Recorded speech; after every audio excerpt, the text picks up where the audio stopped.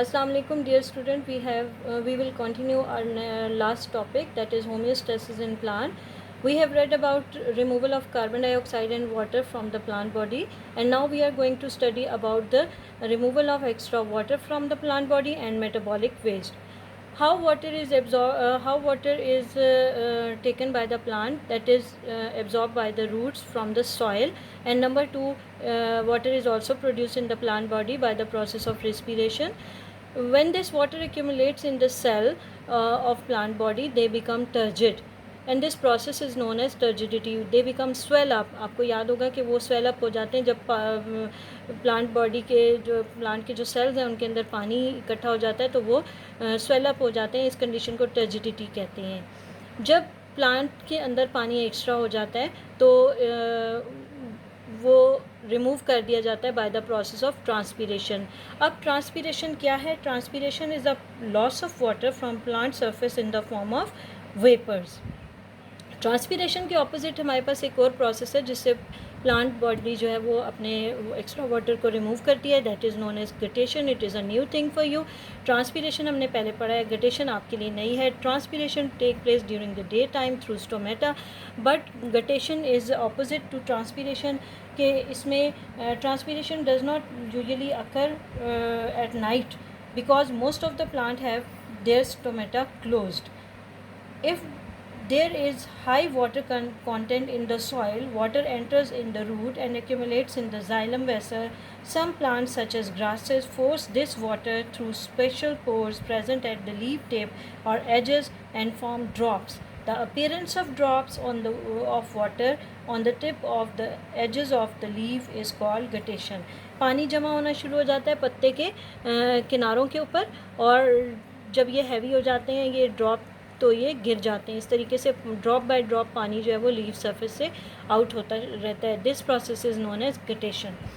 अगला जो हमारे पास टॉपिक है वो है मेटाबॉलिक वेस्ट. मेटाबॉलिक वेस्ट क्या है?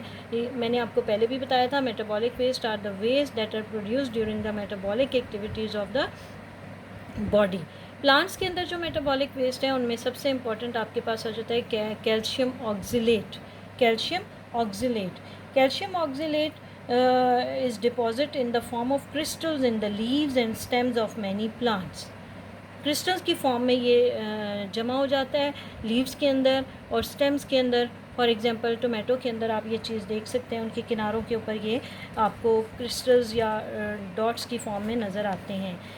Similarly in some plants leave also are the cause of removal of metabolic waste. Basically आपको पता है कि leave are the factories for photosynthesis, लेकिन इनका जो सेकेंडरी फंक्शन है वो मेटाबॉलिक वेस्ट को रिमूव भी करना होता है.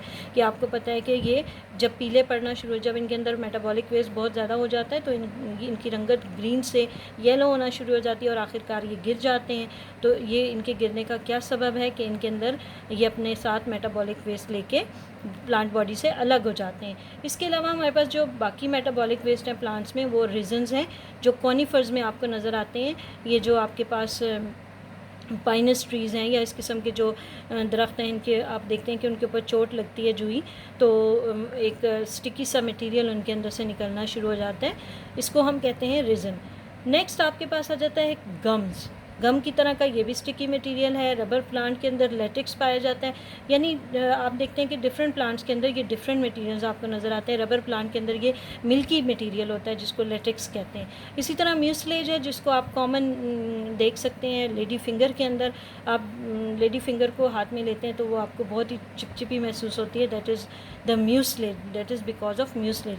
सिमिलरली कॉर्निवोर्स प्लांट के अंदर भी ये चीज़ मौजूद होती है जिसकी वजह से वो इंसेक्ट्स को अपने साथ चिपका लेते हैं. तो ये सारे आपके पास मेटाबॉलिक वेस्ट हैं प्लांट बॉडी के अंदर जिनके ज़रिए वो अपने वेस्ट मटेरियल्स को अपनी बॉडी से अलग कर लेते हैं.